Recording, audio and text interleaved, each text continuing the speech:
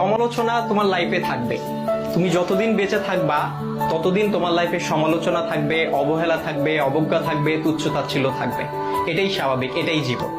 তবে এই যে সমালোচনা, এই যে তুচ্ছ-তাচ্ছিল্যতা, এই যে অবজ্ঞা, এই যে অবহেলা, এই বিষয়গুলোকে খারাপ লাগার দিক হিসেবে নিলে হবে না। এগুলোকে তোমার অনুপ্রেরণা হিসেবে নিতে হবে। কারণ তুমি যখন এগুলোকে অনুপ্রেরণা হিসেবে নিবা, তখন এটা তোমার মধ্যে একটা জেদ তৈরি করবে। আর যেই জেদটা তোমাকে কঠোর পরিশ্রম করতে কি করবে ভাইয়া? অনুপ্রাণিত করবে। তোমার কঠোর পরিশ্রম করতে গিয়ে তোমার সব ধরনের ক্লান্তিগুলোকে দূর করে দিবে। আর যখন তুমি একবার কঠোর পরিশ্রম করতে শিখে যাবা, তখন স্যাক্রিফাইসের যে বিষয়টা, এই বিষয়টা তোমার মধ্যে অটো চলে আসবে।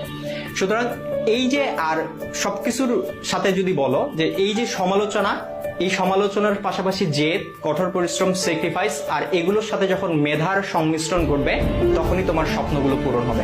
সুতরাং সমালোচনাকারীর এই যে সমালোচনা,